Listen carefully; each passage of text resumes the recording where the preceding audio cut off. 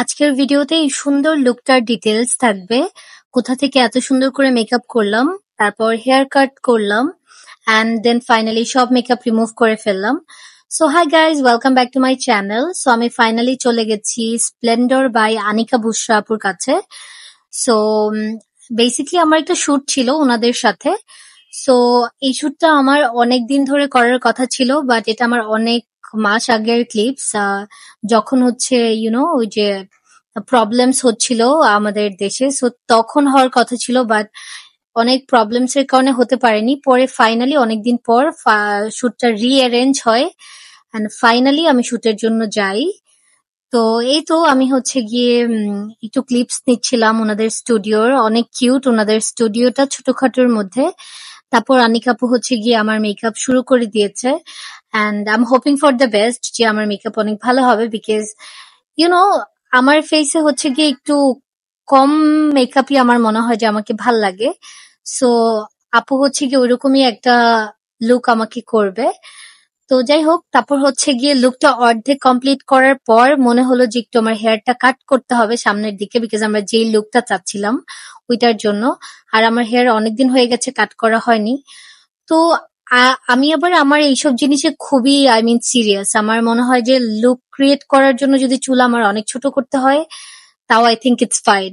I know it sounds crazy, but আমি একটু এরকমই। আমার মনে হচ্ছিল যে না, যে লুকটা চাচ্ছি ওই লুকটার জন্য সামনের চুলটা আরেকটু ছোট করতে হবে, যেটার জন্য পরে অবশ্য আমার অনেক সাফার করতে হয়েছে, বিকজ এত ছোট চুল কখনো আমি রাখিনি, ইভেন এক্সপেরিয়েন্স নেই। সো ওই চুল নিয়ে অনেকদিন আমার অনেকভাবে সাফার করতে হয়েছে। যাই হোক, বাট হেয়ার কাটটা তখন খুবই ভালো লাগছিল, এন্ড হেয়ার কাটটা অফকোর্স অনেক সুন্দর হয়েছিল। বাট ওই তো আমার সামনে ছোট চুল রাখার অভ্যাস নাই, যার জন্য আমার খুব প্রবলেমস হতো। এনিওয়ে, বাট তোমার এটা খুব কুইক একটা হেয়ার কাট ছিল, মানে ড্রাই হেয়ারে, বাট তারপরও এত সুন্দর হেয়ার কাট হবে এটা আই ওয়াজন্ট এক্সপেক্ট। বাট তারপরেও তোমরা দেখতে পাচ্ছ যে হেয়ারটা যখন একটু ড্রাই করা হবে, মানে ড্রাই বলতে একটু কার্ল করা হবে, তখন একটু বেশি ভালো লাগবে। And you guys can see যে টোটাল লুকটা হচ্ছে গিয়ে একদম কমপ্লিট করে আমি হচ্ছে গিয়ে একটা ভিডিও নিচ্ছিলাম। মেকআপের আর কোনো ভিডিও নেওয়া হয় নাই, বিকজ ওখানে আসলে ভিডিও করে দেওয়ার মতো তেমন কেউ ছিল না, প্লাস আমিও হচ্ছে গিয়ে ভিডিও করে কাউকে ডিস্টার্ব করতে চাচ্ছিলাম না। এনিওয়ে, অ্যান্ড এই তো এটা হচ্ছে কি আমার ফাইনাল লুক, আর ছবিগুলো হোপ যে আমি শেয়ার করব। আর তোমরা হচ্ছে গিয়ে ওনার কাছ থেকে অনেক সুন্দর সুন্দর লুক নিতে পারো, অ্যান্ড ওনাদের পার্লারের সবগুলো সার্ভিস অনেক ভালো। So you guys can go their parlour and check their service. Anyway, তারপর আমি বাসায় চলে এসেছি, অ্যান্ড ট্রাস্ট মি, আমার আসলে এই সুন্দর মেকআপটা একদমই তুলতে ইচ্ছা করছিল না, একদমই না। বাট আমার খুবই হেডেক ছিল, যেহেতু এত এত ধকল পেরিয়ে আমি হচ্ছে সেই ধানমন্ডি গেছি, তারপর হচ্ছে গিয়ে আবার বাসায় এসেছি। তো ওই টাইমটাতে খুবই প্রবলেম হচ্ছিল রাস্তায়। যাই হোক, তারপর ফাইনালি বাসায় এসে অ্যান্ড এই তো মেকআপ রিমুভিং প্যাড দিয়ে মেকআপটা রিমুভ করছি। আর তোমরা সবাই জানো যে আমি মেকআপ রিমুভিং এর যতগুলো প্রোডাক্ট ইউজ করি প্রত্যেকটা ভিডিওতে সবগুলো হচ্ছে ইনট্রেন্ড বিডি পেজ থেকে নেওয়া।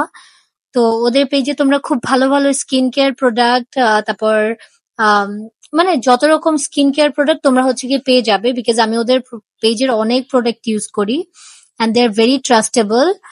তারপর যাই হোক, এই তো ক্লিন করে চলে আসলাম। আর আমি আসলে চোখে কাজল ছিল, ওইটা নিয়ে অত বেশি ঘষাঘষি করিনি।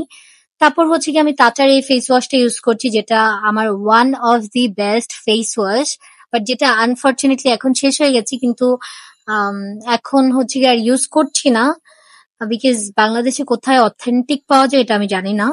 সো যাই হোক, তো এই তো ফেসটাকে ভালো মতো ক্লিন করবো। আর কাজলটা একটু আছে, ওইটা থাক, ওইটা নিয়ে আমি অবশ্য অত ঘষাঘষি করিনি। যাই হোক, তারপর হচ্ছে ফেসটা ক্লিন হয়ে গেছে অ্যান্ড অনেক হেডেক ছিল, ঘুমাতে হবে। আমার আর একদম ইচ্ছা করছিল না যে স্কিন কেয়ার তোমাদের পুরোটা শো করব। যাই হোক, আর শো করে নিয়ে এতটুকুই ছিল আমার video guys. I hope you like this video, subscribe my YouTube channel, follow me on my Facebook page. Hope to see you on my next video. Until then, tata, bye bye, take care, bye.